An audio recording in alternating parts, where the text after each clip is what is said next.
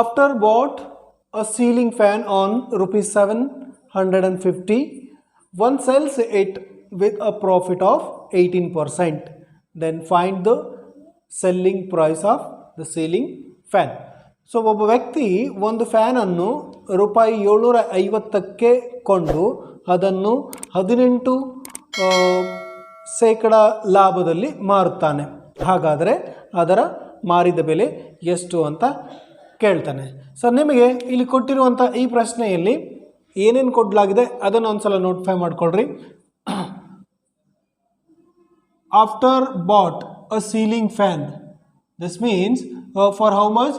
rupees 750 rupees. So CP is equals to 750 rupees. So ಇದು ಗೊತ್ತಾಯಿತು. ಎಷ್ಟು ಪ್ರಾಫಿಟಲ್ಲಿ ಸೇಲ್ ಮಾಡ್ತಾನೆ ಅದನ್ನು? 18%. ಪ್ರಾಫಿಟ್ ಪರ್ಸೆಂಟೇಜ್ ಎಷ್ಟಿದೆ? 18% ಇದೆ. So what we have to find? ನಾವೇನು ಕ್ಯಾಲ್ಕುಲೇಟ್ ಮಾಡಬೇಕು? ಎಸ್ ಪಿನ ಕ್ಯಾಲ್ಕುಲೇಟ್ ಮಾಡಬೇಕು. S P means selling price, ಅಂದರೆ ಮಾರಿದ ಬೆಲೆ.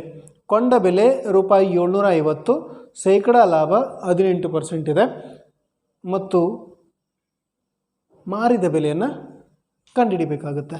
ಸೊ ಇಲ್ಲಿ ನೋಡ್ರಿ, ಈ ಪ್ರಶ್ನೆಗೆ ಸೊ ಫಾರ್ಮುಲಾ ವೈಸ್ ಒಂದ್ಸಲ ನೋಡ್ಕೊಳ್ಳೋಣ. ಫಾರ್ಮುಲಾ ಹೀಗಿದೆ: S P is equals to 100 plus profit percent divided by 100 into C P. So 100 as it is. Profit percent ಎಷ್ಟಿದೆ?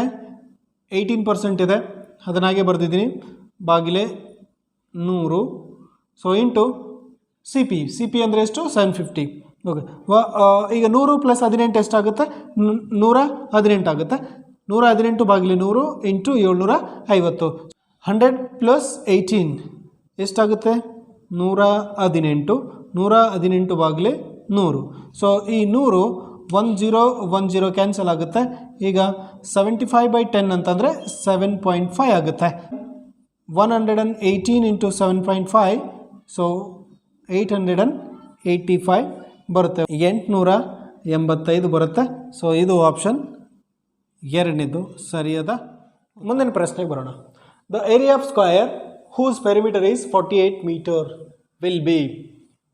ಚೌಕದ ಸುತ್ತಳತೆ 48 ಮೀಟರ್ ಆದರೆ ಅದರ ವಿಸ್ತೀರ್ಣವು ಎಷ್ಟಾಗಿರುತ್ತೆ ಅಂತ ಕೇಳ್ತಾನೆ. ಸೊ ಇಲ್ಲಿ ಆಪ್ಷನನ್ನು ಕೊಡಲಾಗಿದೆ. ಸೊ ಕೊಟ್ಟಿರುವಂಥ ಚಿತ್ರ ನೋಡಿ, ಇಲ್ಲಿ square, the area of square A whose perimeter is 48 metre. ಇಲ್ಲಿ ಚೌಕದ ಸುತ್ತಳತೆ 48 ಮೀಟರ್ ಆದರೆ ಅದರ ವಿಸ್ತೀರ್ಣ ಎಷ್ಟು ಅಂತ ಕೇಳ್ತಾನೆ. ನೋಡಿ, ಇದು ಸ್ಕ್ವಯರ್. ನೀವು ನೇರವಾಗಿ ಪ್ರಶ್ನೆಗೆ ನೇರವಾದ ಉತ್ತರವನ್ನು ಕಂಡುಹಿಡಿಬೋದು. ಏನು ಹೇಳ್ತಾನೆ? ಚೌಕ ಅಂತಂದರೆ ಗೊತ್ತಿರಬೇಕು ನಿಮಗೆ, ಚೌಕದ ಪ್ರತಿಯೊಂದು ಬಾಹು ಸಮನಾಗಿರುತ್ತೆ. ಇಲ್ಲಿ ನಮಗೆ ಪೆರಿಮೀಟರ್ನ ಕೊಟ್ಟಿದ್ದಾನೆ. P is equals to 48 metres ಇದೆ. ಸೊ ಈಚ್ ಸೈಡ್ ಎಷ್ಟಾಗುತ್ತೆ? Side is equals to 48 by perimeter by 4 sides. ಈ ಸೈಡ್ ಎಷ್ಟಿರುತ್ತೆ ಅಂದರೆ 48ಅನ್ನು 4 ಸೈಡ್ಸ್ಗೆ ಈಕ್ವಲ್ ಆಗಿ ಡಿಸ್ಟ್ರಿಬ್ಯೂಟ್ ಮಾಡಿದಾಗ 4 1 ಜಾ 4 12 ಜಾ 48 ಆಗುತ್ತೆ. ಸೊ ನಾವು ಸೈಡ್ 12 ಮೀಟರ್ ಆಗುತ್ತೆ. ಒಂದು ಸೈಡ್ ಸ್ಕ್ವಯರ್ದು 12 ಮೀಟರ್ ಇರುತ್ತೆ. ಇದು 12 ಮೀಟರ್, ಹಾಗೆ ಇದು ಕೂಡ 12 ಮೀಟರ್, ಹಾಗೆ ಇದು ಕೂಡ 12 ಮೀಟರ್ ಆ್ಯಂಡ್ 12 ಮೀಟರ್. ಸೊ ನಾವು ಪ್ರಶ್ನೆ ಏನಿದೆ? ದ ಏರಿಯಾ ಆಫ್ ಸ್ಕ್ವಯರ್, ಒಂದು ಚೌಕದ ವಿಸ್ತೀರ್ಣವನ್ನು ಕಂಡುಹಿಡಿಯಿರಿ ಅಂತ ಹೇಳ್ತಾನೆ. ಚೌಕದ ವಿಸ್ತೀರ್ಣ ಸೂತ್ರ ತುಂಬ ಸುಲಭ. The area of square is equals to side into side. ನೀವು ಇಲ್ಲೇ ಮಾಡ್ಬೋದು, ನಾನು ತಿಳಿಸ್ತಾ ಇದ್ದೀನಿ ಅಷ್ಟೇ. 12 ಇಂಟು 12 ಮಾಡಿಕೊಂಡ್ರೆ ಇದರ ವಿಸ್ತೀರ್ಣ ಸಿಗುತ್ತೆ. ನಾನು ಜಸ್ಟ್ ಸಿಂಪ್ಲಿಫೈ ಮಾಡಿ ನಿಮ್ಗೆ ಅರ್ಥೈಸ್ತಾ ಇದ್ದೀನಿ ಅಷ್ಟೇ. ಸೊ ಸೈಡ್ ಎಷ್ಟು ಬಂದಿದೆ? 12 ಮೀಟರ್ ಇದೆ, ಹಾಗೆ ಇದು ಕೂಡ 12 ಮೀಟರ್. So 12 into 12 is 144. 144 ಇದು ವರ್ಗ ಸಂಖ್ಯೆ, ಸ್ಕ್ವಯರ್ ನಂಬರ್. ಹಾಗಾಗಿ area of the square is equals to 144 square metres. So this is the answer. So ನಿಮ್ಮ ಆಪ್ಷನಲ್ಲಿ ಎರಡನೇ option 144 square metre is the right answer. ಪ್ರಶ್ನೆ ಸ್ವಲ್ಪ ಬೇರೆ ರೀತಿಯಲ್ಲಿ ಕೂಡ ಕೇಳ್ಬೋದು, ಆದರೆ ನಿಮಗೆ ಪ್ರತಿಯೊಂದು ಫಾರ್ಮುಲಾಸ್ ನೆನ್ಪಿಟ್ಕೋಬೇಕು. ಏರಿಯಾ ಆಫ್ ಸ್ಕ್ವಯರ್ ಮತ್ತು ಪೆರಿಮೀಟರ್ ಆಫ್ ಸ್ಕ್ವಯರ್, ರೆಕ್ಟ್ಯಾಂಗಲ್, ಇವನ್ನೆಲ್ಲ ಒಂದು ಸಲ ನೋಡಿಕೊಂಡ್ರೆ ಸೊ ಈ ಥರದ್ದು ಯಾವುದೇ ಥರದ ಪ್ರಶ್ನೆಯನ್ನು ಕೇಳಿ ಬರುತ್ತೆ. ಕಾನ್ಸೆಪ್ಟ್ ಮಾತ್ರ ಇಷ್ಟೇ, ಏರಿಯಾ ಆ್ಯಂಡ್ ಪೆರಿಮೀಟರ್ದು. ಸೊ ನೀವು ಫಾರ್ಮುಲಾ ನೆನ್ಪಿಟ್ಕೊಂಡ್ರೆ ಇಂಥ ಪ್ರಶ್ನೆಗಳಿಗೆ ಸುಲಭವಾಗಿ ಉತ್ತರಿಸ್ಬೋದು. ಮುಂದಿನ ಪ್ರಶ್ನೆಗೆ ಹೋಗೋಣ. ಪ್ರಶ್ನೆ ನೋಡಿ, 10 metre is what percent of 10 kilometre? 10 ಕಿಲೋಮೀಟರ್ನ ಎಷ್ಟು ಪ್ರತಿಶತ 10 ಮೀಟರ್ ಆಗುತ್ತದೆ ಅಂತ ಕೇಳ್ತಾರೆ. 10 ಕಿಲೋಮೀಟರಲ್ಲಿ ಎಷ್ಟು ಪರ್ಸೆಂಟ್ ಆದರೆ 10 ಮೀಟರ್ ಆಗುತ್ತೆ ಅಂತ ಕೇಳ್ತಾರೆ. ಅಂದರೆ 10 ಕಿಲೋಮೀಟರ್ನ ಎಷ್ಟು ಪ್ರತಿಶತ 10 ಮೀಟರ್ ಆಗುತ್ತದೆ ಅಂತ. ಸೊ ನಾನು ನೇರವಾಗಿ ಹೀಗೆ ಬರಿತೀನಿ. So X percentage of 10 kilometre is equals to 10 metre ಅಂತ. ಅಂದರೆ ನಾವು ಎಷ್ಟು ಪ್ರತಿಶತ ಅದನ್ನೇ ಕಂಡುಹಿಡಿಯಬೇಕಾಗಿದೆ. ಹಾಗಾಗಿ ನಾನು ಅದನ್ನು ಎಕ್ಸ್ ಪರ್ಸೆಂಟೇಜ್ ಅಂತ ಅಂದ್ಕೊಂಡಿದ್ದೀನಿ. 10 ಕಿಲೋಮೀಟರ್ ಮತ್ತು ಇಲ್ಲಿ ಮೀಟರಲ್ಲಿದೆ. ಸೊ ಇಲ್ಲಿ ಸ್ವಲ್ಪ ಕನ್ವರ್ಷನ್ ಅವಶ್ಯಕತೆ ಇದೆ. ಒಂದ್ಸಲ ನೋಡಿ, ಎಕ್ಸ್ ಪರ್ಸೆಂಟೇಜ್ ಅಂತಂದರೆ ಎಕ್ಸ್ ಬಾಗಿಲೆ 100, ಆಫ್ ಅಂದರೆ ಇಂಟು 10 ಕಿಲೋಮೀಟರ್ನ ಮೀಟರಲ್ಲಿ ಕನ್ವರ್ಟ್ ಮಾಡಿ. ಸೊ ಇದು ನಿಮ್ಗೆ ಗೊತ್ತಿರಬೇಕು. 1 kilometre is equals to 1000 metres. ಹಾಗಾದರೆ 10 ಕಿಲೋಮೀಟರ್ಸ್ಗೆ ಎಷ್ಟು ಮೀಟರ್ ಆಗುತ್ತಾ? 10,000 ಮೀಟರ್ ಆಗುತ್ತೆ. ಸೊ ಅದನ್ನೇ ನಾನು ಇಲ್ಲಿ ಬರೀತೀನಿ ನೋಡಿ. 10 kilometers is equals to 10,000 meters and this gives 10 meter. Okay. ಈಗ x ನ ಕ್ಯಾಲ್ಕುಲೇಟ್ ಮಾಡಬೇಕು.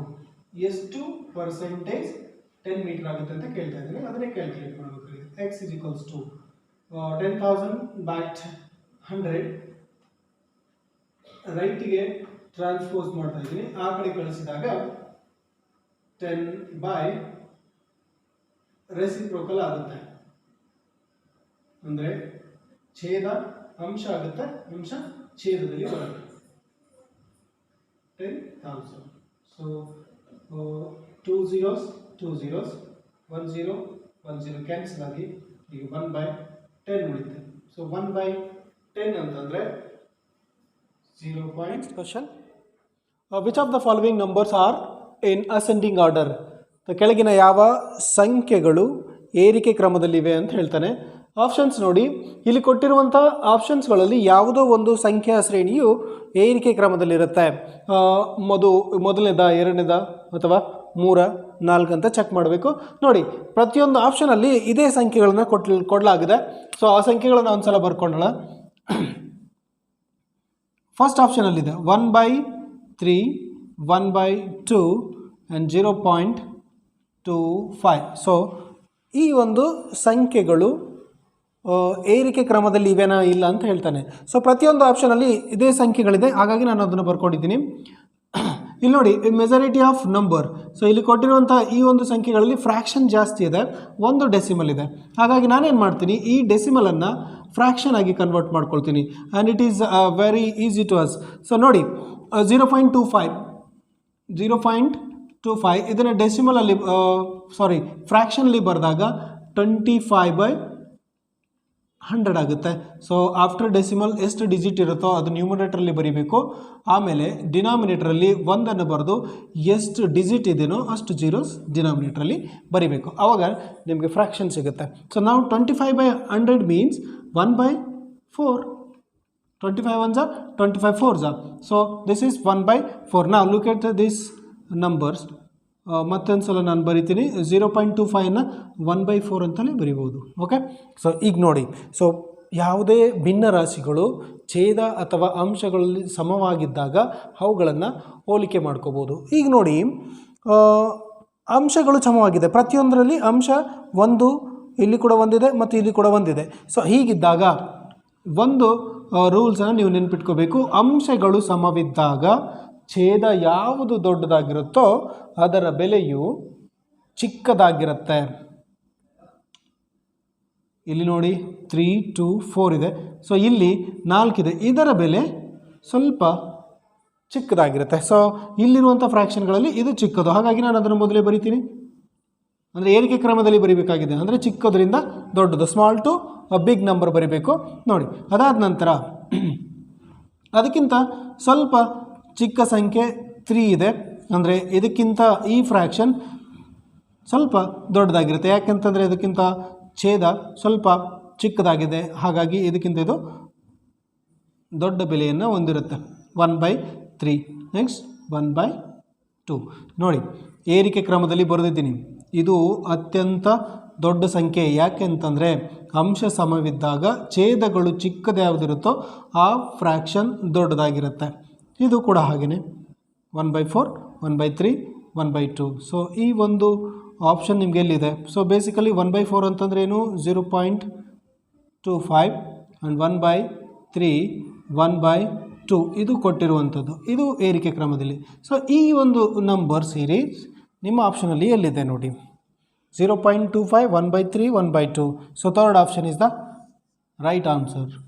ಮೂರನೇ ಆಪ್ಷನ್ ಸರಿಯಾಗಿದೆ. ಸೊ ಎಲ್ಲ ಕೊಟ್ಟಿರುವಂಥ ಸಂಖ್ಯೆಗಳು ಏರಿಕೆ ಕ್ರಮದಲ್ಲಿದೆ.